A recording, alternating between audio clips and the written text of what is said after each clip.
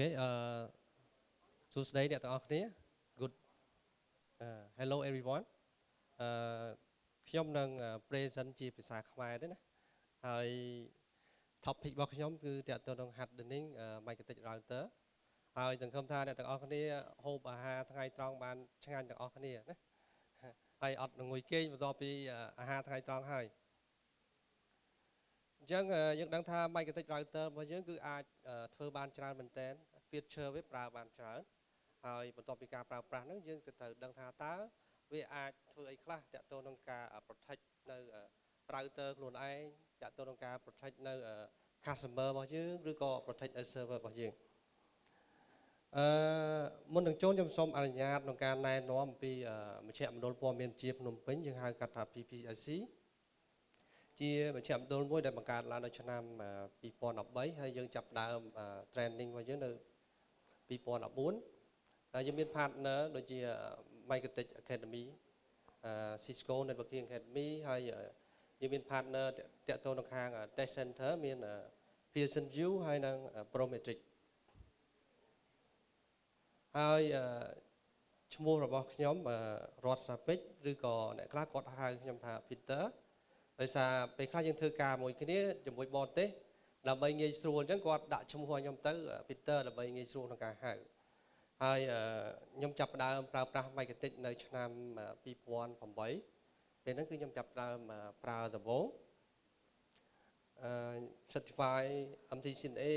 MTCRE ហើយ Academy Trainer ហើយនឹង Cisco អញ្ចឹងបច្ចុប្បន្នគឺការងាររបស់ខ្ញុំគឺតាក់ទងនឹង training ច្រើនហើយឥឡូវយើងចូលដល់ topic របស់យើងនៅក្នុង topic របស់ខ្ញុំនេះខ្ញុំនឹងបែងចែកជា3ចំណុចទី1តាក់ទងនឹង customize router OS setting របស់យើងជាទូទៅវាមាន default setting មកហើយតើយើងគួរធ្វើម៉េចឲ្យវាបាន secure router របស់យើងហើយចំណុចទី2យើងនិយាយតាក់ទងនឹង firewall ដែលយើងមាននៅក្នុង router OS របស់យើងហើយចំណុចទី3គឺតាក់ទងនឹង recommendation បន្ទាប់ពីនឹងហើយតើយើងគួរធ្វើម៉េចដើម្បីឲ្យមាន security ទី1គឺតាក់ទងនឹង IP service យើងដឹងហើយនៅពេលដែលយើង log in ចូល router របស់យើងពាក្យច្រើនគឺយើងតែងតែប្រើ Winbox មិនចឹងណាអ្នកខ្លះគាត់ប្រើ Winbox អ្នកខ្លះគាត់ប្រើតាម www យើងប្រើ HTTP របស់យើងណាយើង log in តាមហ្នឹង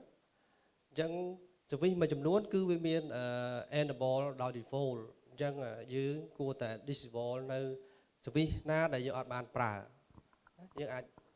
service មួយណាដែលយើងប្រើយើង enable មួយណាដែលយើងអត់ប្រើគឺយើងត្រូវ disable វាចោលហើយដូចជា speaker មុនដូចគាត់និយាយពីការ log in hotspot តាមរយៈការប្រើ social media អញ្ចឹងយើងត្រូវ enable service មួយគឺ API ខាងលើនោះ API service ហ្នឹងបើមិនបើយើងអត់ enable វាទេក៏យើងអត់អាច integrate ជាមួយ social media ដែរអញ្ចឹងនិយាយខ្លីគឺ service ណាដែលយើងប្រើគឺយើង enable វា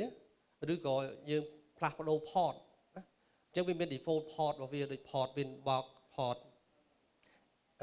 www អញ្ចឹងយើងអាចដូរ port ហើយក្រៅពីដូរ port ហ្នឹងយើងត្រូវ limit access ទៅកាន់ network របស់យើងមើលកន្លែង available form នេះយើងអាច limit ថាតើ network ណាខ្លះដែលអាច remote ចូលទៅកាន់ router របស់យើងតាម service មួយហ្នឹងហើយជាទូទៅគឺវាដាក់0ទាំងអស់ឬក៏អត់មានថា any ហើយយើងអាច remote មកពី network មួយណាក៏បានដែរអញ្ចឹងដើម្បីការពារកុំឲ្យគេ log in ចូល router របស់យើងអាច specify មានថាយើងកំណត់ថាមកពីខាង LAN NOC ឬក៏ខាង management network បានអាច remote បានអញ្ចឹងយើងអាចកំណត់កន្លែង service នេះអូខេតទៀតគឺតាក់ទងនឹង Mac Winbox យើងដឹងហើយ router OS របស់យើងអាច log in ដោយមិនចាំបាច់ប្រើ IP ទេមិនអញ្ចឹងណាយើងអាច log in តាម MAC address អញ្ចឹងដូចគ្នា Mac Winbox ហ្នឹងវាអាចឲ្យយើង log in បានដែរប៉ុន្តែយើងអាចរើសយក interface មួយណាដែលយើងឲ្យ log in កុំឲ្យ log in តាមគ្រប់ port ទាំងអស់អញ្ចឹងឧទាហរណ៍យើងមាន 4-5 port អញ្ចឹង port ខ្លះសម្រាប់តែ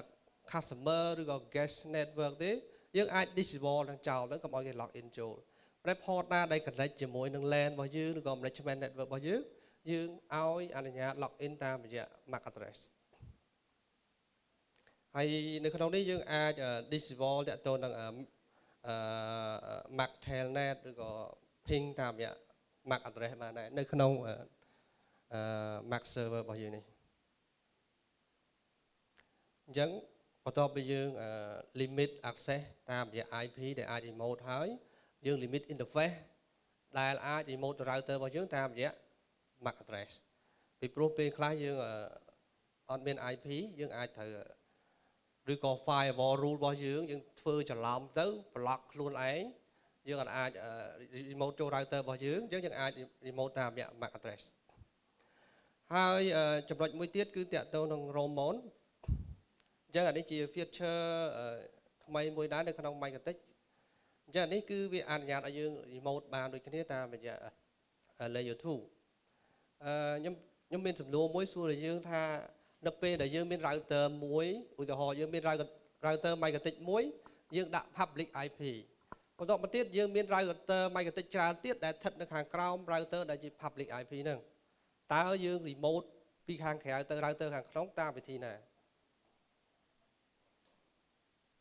យើង remote ចូល router ដែល public IP ហើយយើងមិនយើងប្រើ telnet ឬក៏ SSH ឬក៏យើងប្រើ VPN សិនមិនអញ្ចឹងណាបាទប៉ុន្តែតាមរយៈ remote នេះគឺវាអនុញ្ញាតឲ្យយើង remote ទៅកាន់ router ដែលខាងក្នុង network របស់យើងបានប៉ុន្តែយើងត្រូវតែ enable service របស់វាប៉ុន្តែ default របស់វាគឺវា disable ចោលណា disable ចោលហើយចង់ប្រើ feature remote នេះតើតាយើងប្រើ Winbox របស់យើងចាប់ពី version 3 ទៅណាវាមាន feature វាដែរ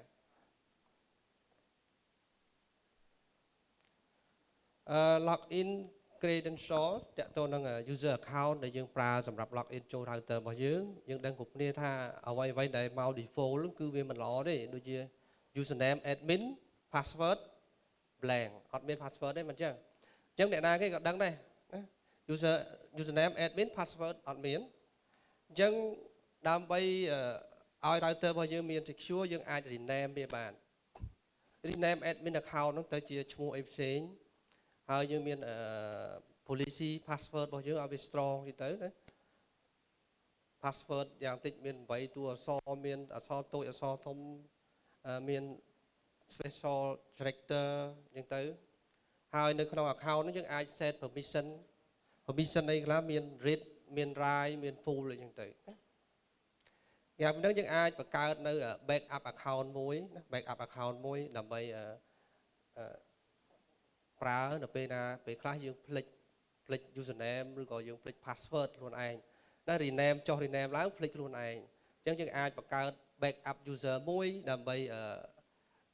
បង្កើតហើយកត់ទុកដាក់ចូលក្នុងទូដែកចោលណាពេលណាភ្លេចយើងយកមកប្រើវិញហើយ user របស់យើងក៏យើងអាចកំណត់បានដែរនៅកន្លែង allow address ហ្នឹងគឺយើងអនុញ្ញាតឲ្យ user ហ្នឹង remote មកពីណាបានណានៅក្នុងនេះឧទាហរណ៍ខ្ញុំដាក់ B admin backup admin នេះ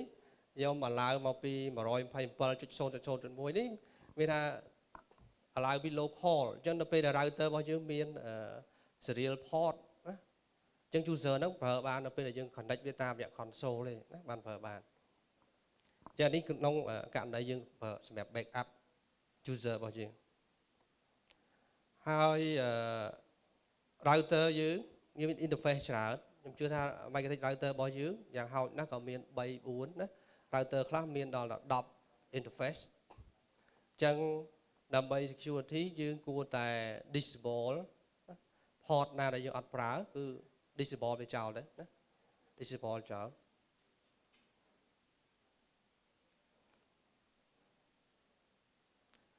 ហើយ router board មួយចំនួនពេលដែលយើងទិញឥឡូវវាមាន LCD touch screen ណាយើងអាច touch បានយើងអាចមើលព័ត៌មានបានអញ្ចឹងនៅក្នុង LCD touch screen ហ្នឹងគឺយើងអាច disable វាចោលក៏បានឬក៏ touch screen យើងឲ្យវាបង្ហាញព័ត៌មានដែរប៉ុន្តែយើង touch អត់បានគ្រាន់តែបាន read បានតែឃើញណាឬក៏ចង់ទៅកែព័ត៌មានអីយើងត្រូវមាន password អញ្ចឹងយើងអាច set password ដើម្បីចូល touch screen ទាំងបានយើងអាច set pin set អីបានអញ្ចឹងអានេះគឺសម្រាប់ LCD ដែលមាននៅលើ router board របស់យើងណា ពីព្រោះ router board មួយចំនួនវាមាន touch screen ហ្នឹងអញ្ចឹងបើសិនបើយើងអត់ប្រើទេយើងអាច disable ចោលឬក៏យើងដាក់វា read only ឬបើសិនបើយើងប្រើទេយើងត្រូវ set password set password ចំណុចបន្តទៀតគឺតាក់ទងនឹង neighbor discovery អញ្ចឹងវាជា protocol មួយដែលប្រើសម្រាប់ discovery device ទាំងអស់ដែលនៅលើ network របស់យើងអញ្ចឹង default របស់វាគឺគ្រប់ interface ទាំងអស់គឺវា enable default អញ្ចឹងដល់ពេលដែល router របស់យើង connect ចូល switch ឬក៏ connect ចូល router ផ្សេងៗទៀតគឺ router ផ្សេងៗទៀតគេអាច discovery គេអាចមើលឃើញ router របស់យើងបានពីព្រោះវាស្ថិតនៅក្នុង layer 2 ទេអញ្ចឹង recommend គឺ interface ឬក៏ port ណាដែលយើង connect ទៅកាន់ internet ឬ connect ទៅកាន់ WAN port អីយើង disable វាចោលទៅដើម្បីកុំឲ្យគេ discovery ទៅគេឃើញថាអូយើងប្រើ magnetic router យើងប្រើ version អីគេអញ្ចឹងយើងប្រើ model អីគេខ្ញុំមានរូបនេះខ្ញុំមានឧទាហរណ៍មួយយើងមើលនៅក្នុងនៅពេលដែល WAN interface របស់ខ្ញុំ disable discovery យើងឃើញថា device ដែលខ្ញុំ discovery ឃើញនៅលើ router របស់ខ្ញុំឃើញតែ2ទេប៉ុន្តែដល់ពេលដែលខ្ញុំ enable ភ្លាមឃើញខ្ញុំអាច discovery ឃើញឧបករណ៍ផ្សេងៗទៀតយ៉ាងច្រើនមែនតើនៅលើហ្នឹងអញ្ចឹងគេអាចឃើញហ៎មាន MAC address មាន identity ឈ្មោះ router របស់យើង platform យើងប្រើ Magnetic បើមិនគេប្រើ product ផ្សេងៗទៀតក៏អាចមើលឃើញក្នុងហ្នឹងដែរហើយមាន router board របស់យើងអញ្ចឹង recommend គឺ disable ណា disable port ដែលយើង connect ទៅកាន់ internet ឬក៏ WAN ហើយ bandwidth test server ខ្ញុំជឿថាយើងមួយចំនួននៅពេលដែលយើងធ្វើការ test bandwidth ពី router មួយទៅ router មួយឬក៏យើងធ្វើការ test bandwidth ក្នុងការបញ្ជូន traffic ពី PC របស់យើងទៅកាន់ router របស់យើងយើងត្រូវ enable bandwidth test ដែលមាននៅលើ router របស់យើងអញ្ចឹងនៅពេលដែលយើង test ហើយកុំភ្លេចបិទវាផងណាកុំភ្លេចបិទផងពេលខ្លះយើងបើកចោលហើយ port ដែលយើងបើកនោះគឺ default វាគឺ UDP port លេខ 2000 អញ្ចឹងបើសិនបើយើងឈប់ test ហើយសូម disable វាចោលហើយបើសិនបើយើង scan router របស់យើងប្រើ software មួយចំនួន scan router របស់យើងវាស្រាប់តែឃើញថា UDP port 2000ហ្នឹង open មិនដឹងថា port ហ្នឹងប្រើសម្រាប់ធ្វើអីគឺគេប្រើសម្រាប់ bandwidth test ហ្នឹងហើយអញ្ចឹងយើងអាច disable វាចោលហើយប្រសិនបើយើង enable វាយើង complete tick authenticate អញ្ចឹងនៅពេលដែលអ្នកណាដែលចង់ test bandwidth ជាមួយនឹង router របស់យើងគឺត្រូវការ router user អញ្ចឹងអានេះបើសិនបើយើងអត់បាន test bandwidth ទេយើង disable វាចោលព្រោះពេលខ្លះ router ខ្លះគាត់ tick enable ហើយគាត់អត់ដាក់ authenticate ទេមានថា open អញ្ចឹងអ្នកណាក៏អាច test មក router យើងបានដែរ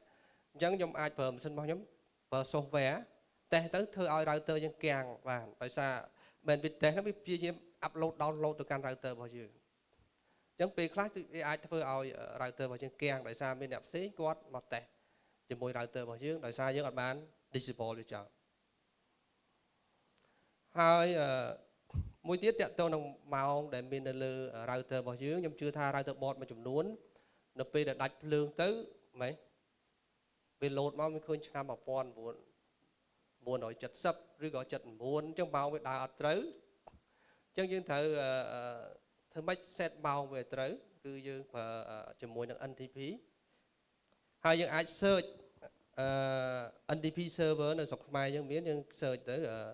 kh.pool.ntp.org ទៅយើងឃើញ domain យើងឃើញ public IP យកមកដាក់ចូល router របស់យើងទៅដើម្បីឲ្យ router របស់យើងដើរម៉ោងឲ្យត្រឹមត្រូវសួរថាមូលហេតុអីចាំបាច់ឲ្យ router របស់យើងដើរម៉ោងឲ្យត្រឹមត្រូវមានអ្នកណាគេដឹងទេបាទគឺតាក់ទងនឹង locking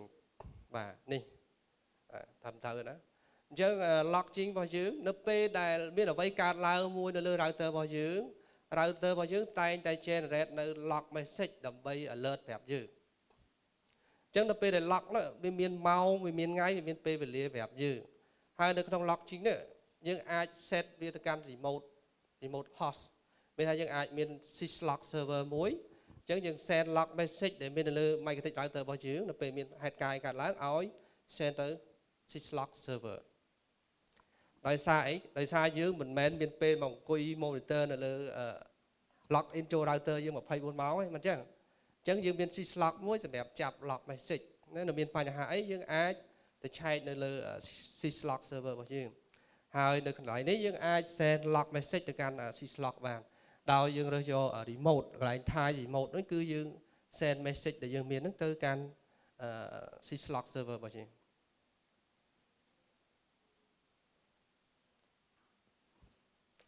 SNMP Simple Network Management Protocol គឺជា protocol មួយដែលគេប្រើសម្រាប់ monitor bandwidth ឬក៏ resource ប្រើប្រាស់ដែលមាននៅលើ router របស់យើងណា bandwidth ដែលយើងប្រើអស់តិចឬក៏ច្រើន CPU យើងប្រើអស់ប្រមាណភាគរយ RAM របស់យើងប្រើអស់ប្រមាណមាន user wireless client របស់យើង log in បានប្រមាណអ្នកហើយអញ្ចឹងយើងអាចប្រើ SNMP protocol នេះយើង enable នៅលើ router របស់យើងទៅដើម្បីយើងមាន server មួយយើងហៅថា network management system សម្រាប់ monitor រាល់ traffic ទាំងអស់យើងអាច monitor ទៅលើគ្រប់ port របស់ router របស់យើងអាច monitor អំពី CPU RAM ជាដើមណាហើយ user ដែល connect មកកាន់ wireless របស់យើងអញ្ចឹងការ monitor នេះគឺវាអាចឲ្យយើងដឹងព័ត៌មានភ្លាមហើយនៅក្នុងនេះ Microtik វា support ទៅដល់ SNMP version 3អញ្ចឹងយើងប្រើ version 3គឺវាកាន់តែ security ណា security ហើយដើម្បីយើងអាច monitor បានគឺនៅលើ router របស់យើងត្រូវ enable គឺ SNMP ណាយើង set community string របស់វាឲ្យត្រូវទៅបើមាន authentication វាត្រូវការមាន password username password អីទៅយើងអញ្ចឹងនេះក៏ជា tool មួយដែលអាចឲ្យយើងតាមដាននៅ device របស់យើងបានដែរពេលខ្លះយប់ឡើងមានបញ្ហាអី bandwidth របស់យើងដាច់ internet connection អីយើងអត់ដឹងណាយើងអាចមើល graph ដែលមាននៅលើ monitoring server របស់យើងអាចមើលដឹងតាមរយៈ SNMP ហើយមួយចំណុចទៀតគឺតាក់ទងនឹង wireless client នៅពេលណាដែលយើងប្រើ Microtik wireless យើងអាចអនុញ្ញាតឲ្យ client របស់យើង connect មកបានច្រើនប៉ុន្តែយើងមានកន្លែងមួយដែលអាចឲ្យ client របស់យើងកុំឲ្យ access គ្នាបានមានថាគាត់អាច connect ប្រើ internet ចូលគ្នាបានប៉ុន្តែគាត់អាចឆ្លើយឆ្លងគ្នាបានទេដាច់ពីគ្នាណាអញ្ចឹងប៉ុន្តែយើង enable វាទៅវាមិន streaming មួយចំនួនរវាង wireless device ទៅ wireless device ហ្នឹងគឺយើងអាចធ្វើបានទេណាដូចជាយើងប្រើ Apple TV Chromecast ដើម្បី streaming content ពី device របស់យើងទៅ TV ក៏ពី streaming server មក device របស់យើងវិញគឺអត់បានដោយសារវា block access រវាង client ហើយនឹង client អញ្ចឹងនៅក្នុងនេះគឺនៅក្នុង wireless interface របស់យើងកន្លែង default forward គឺយើងដោះ tick វាចោល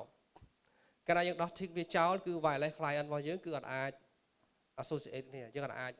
តាក់ទងគ្នាបានទេប៉ុន្តែយើងអាច access ទៅកាន់ internet បានធម្មតាប៉ុន្តែប្រយ័ត្នតិចណា streaming នៅក្នុង network របស់យើងគឺ wireless ទៅ wireless គឺអត់ដែរទេណាហើយចុងក្រោយកុំភ្លេច backup ផងណា backup ផងពីព្រោះនៅពេលដែលមានបញ្ហាអីយើងអាច restore វិញបានអូខេនេះគឺតើតើនឹង customize setting មួយចំនួនដែលយើងមាននៅលើ router របស់យើងហើយចំណុចបន្តទៀតខ្ញុំនឹងនិយាយអំពី router OS firewall ដែលយើងប្រើនៅលើ router OS របស់យើងអញ្ចឹងជាទូទៅយើងប្រើ firewall សម្រាប់ការពារនៅ access ដោយអត់មានការអនុញ្ញាតពីខាងក្រៅយើង protect router ខ្លួនឯងយើងច្រោះទិន្នន័យឬក៏ច្រោះ traffic ចូលមកក្នុង network របស់យើងក៏ចេញទៅវិញយើងអាចប្រើសម្រាប់ protect server របស់យើងឬក៏ hide server របស់យើងខាងក្នុងកុំឲ្យគេដឹង IP អីទេយើងអាចប្រើ firewall ហើយវាមានច្រើនទៀតណាមានច្រើនទៀត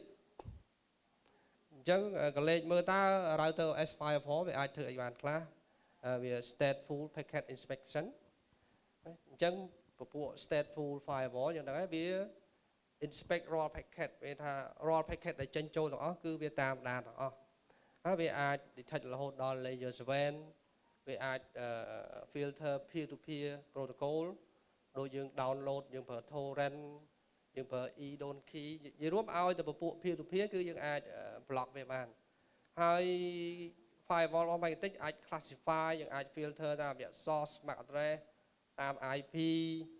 តាម port ឬក៏ port rank ឬក៏ protocol មានច្រើននេះនឹងទៀតអញ្ចឹងនេះគឺជាអ្វីដែល router OS របស់យើងគឺអាចធ្វើបានណាគឺ firewall អញ្ចឹងខ្ញុំមាន sample network design មួយគឺ sample ទេឧទាហរណ៍ថាក្នុងនេះ router របស់ខ្ញុំមាន4 port port លេខ1គឺខ្ញុំប្រើសម្រាប់ connect ទៅខាងក្រៅ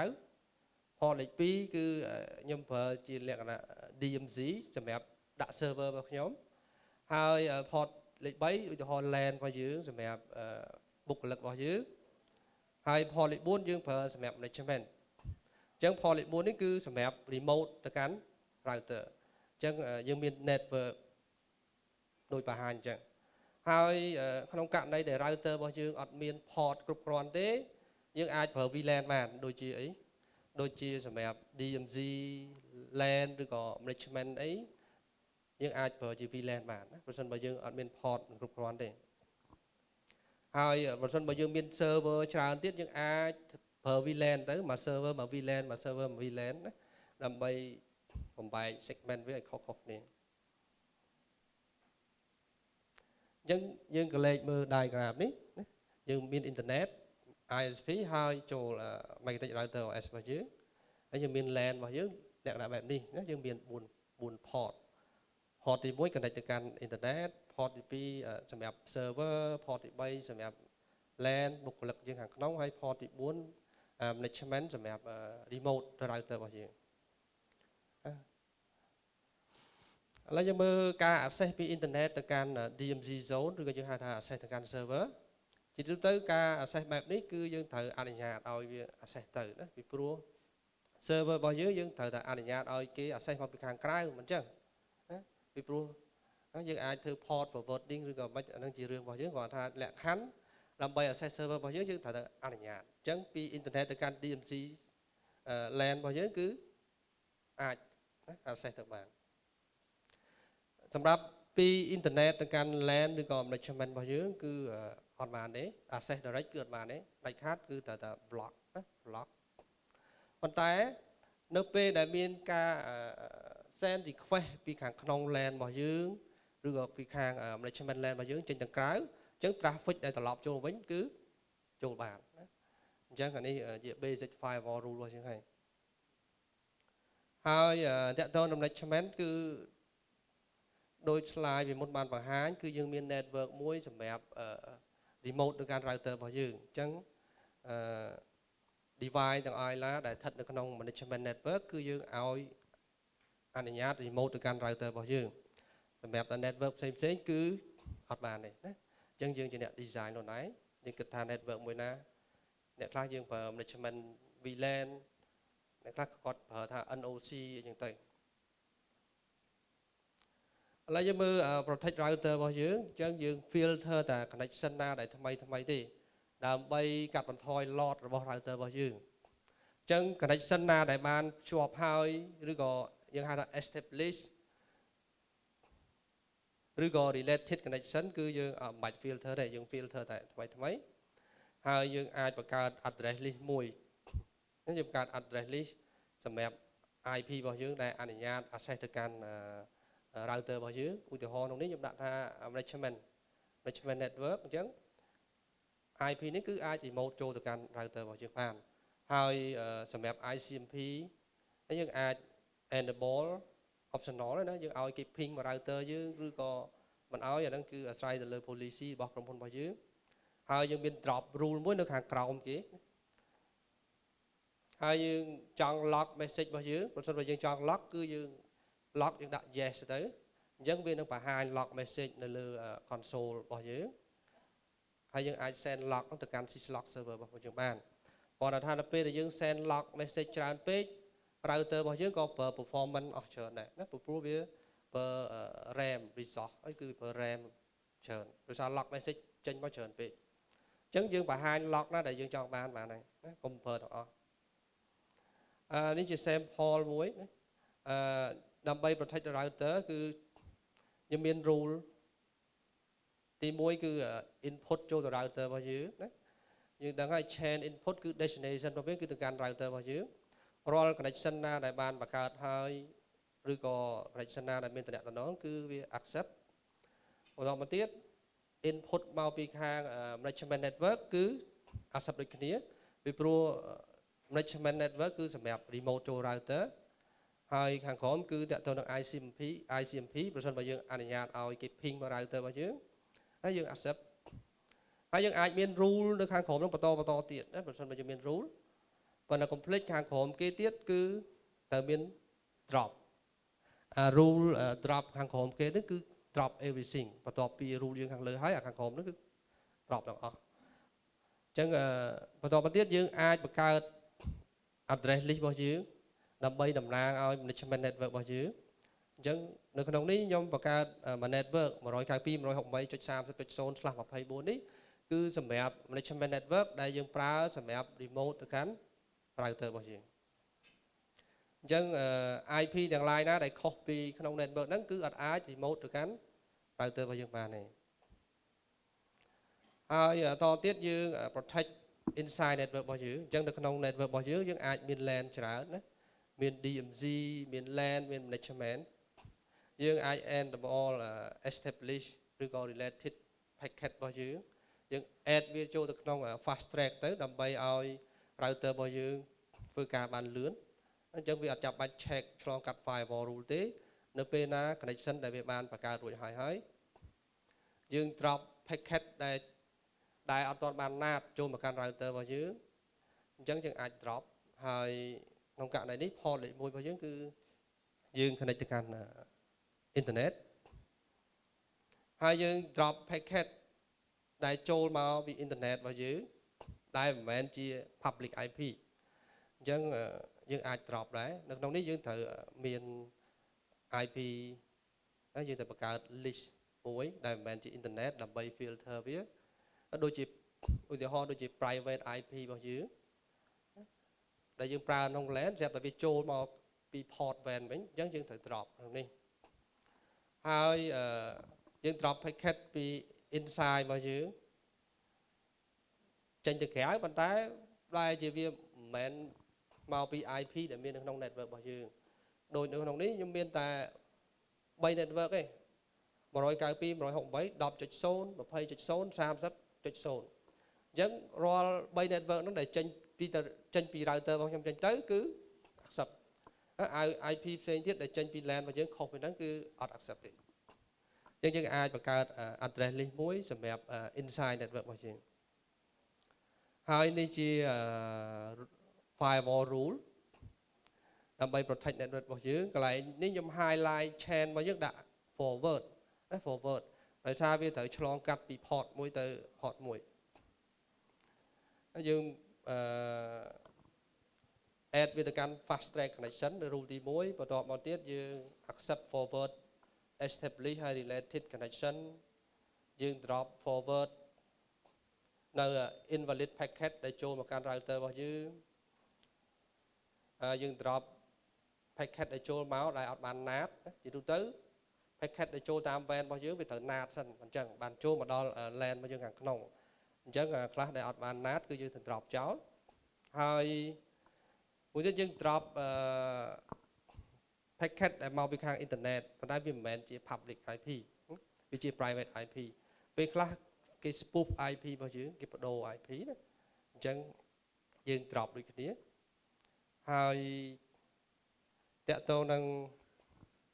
firewall rule របស់យើងមានទៀតតកតទៅនឹងការ drop packet ទាំង line ណាដែលចេញពី LAN របស់យើងទៅដែលមិនមែនជា IP របស់យើង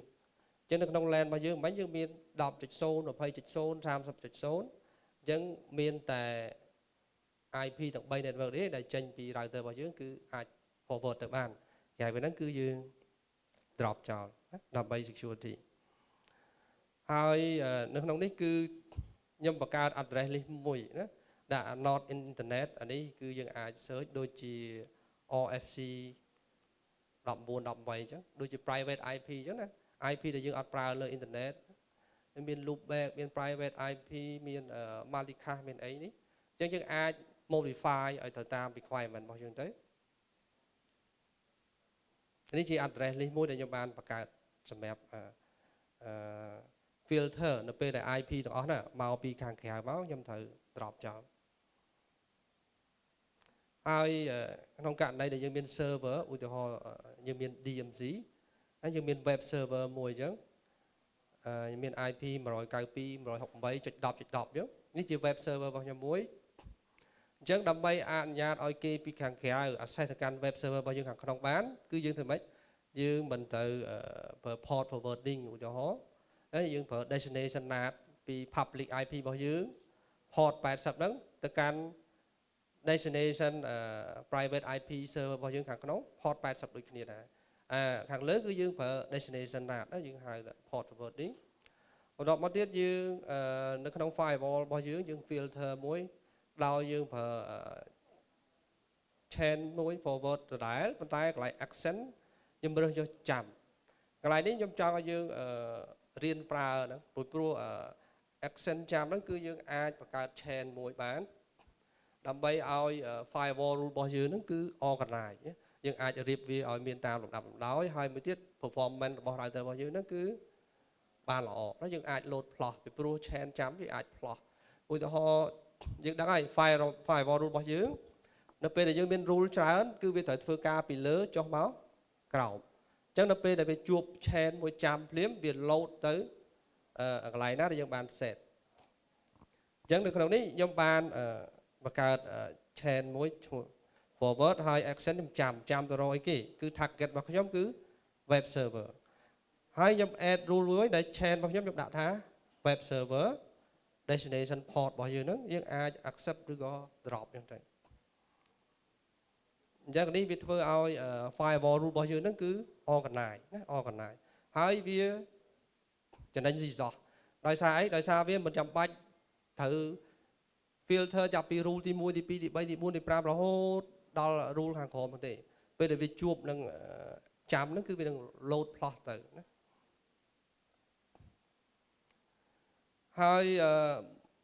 ដោយសារពេលវេលាយើងមានកំណត់អញ្ចឹងខ្ញុំអាចយក firewall rule មកដាក់ទាំងអស់នៅលើនេះបានទេក៏ប៉ុន្តែយើងអាចទៅ download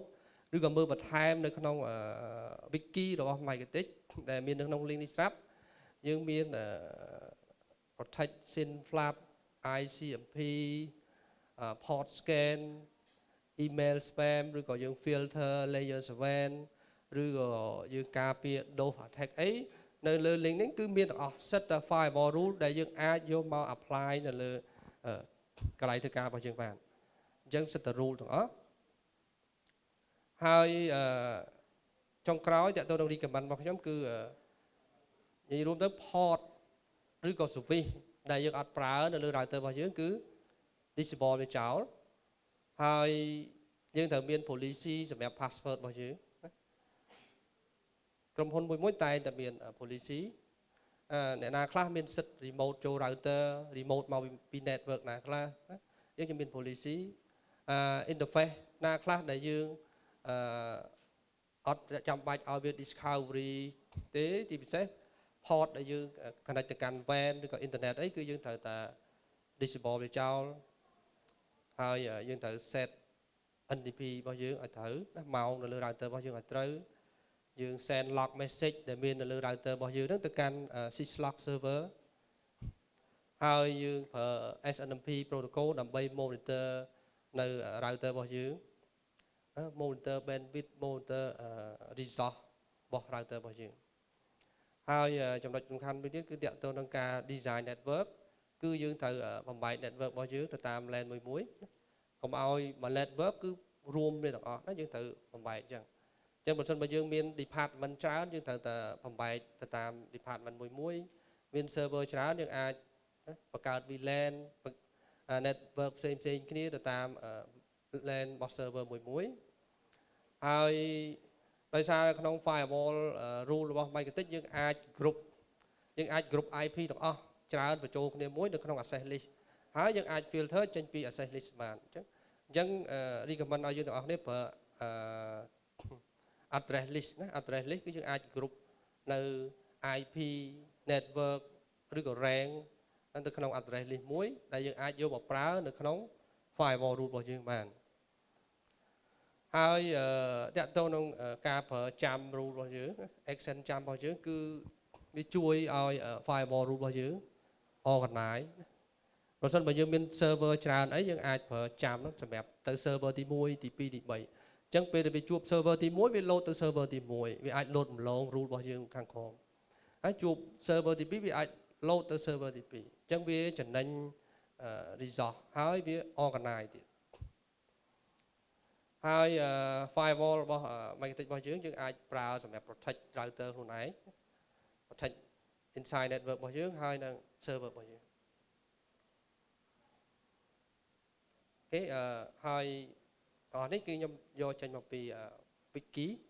Microtik wiki អញ្ចឹង resource ច្រើនមែនតើនៅលើ wiki ហ្នឹងយើងអាចទៅឆែកមើលបាន wiki.microtik.com ហ្នឹងសិតតែ resource ណាមានទាំង bandwidth management មានទាំង firewall មានអីច្រើនមែនតើយើងអាចទៅយកចេញពីហ្នឹងបានហើយសម្រាប់ topic របស់ខ្ញុំចប់ប៉ុណ្ណឹងណាបើមានសំណួរយើងអាចសួរបាន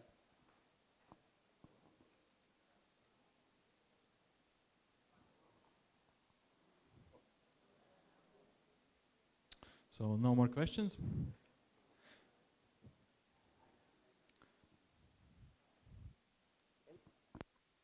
Thank you, Mr. Sarpic, for this presentation. The next presentation will be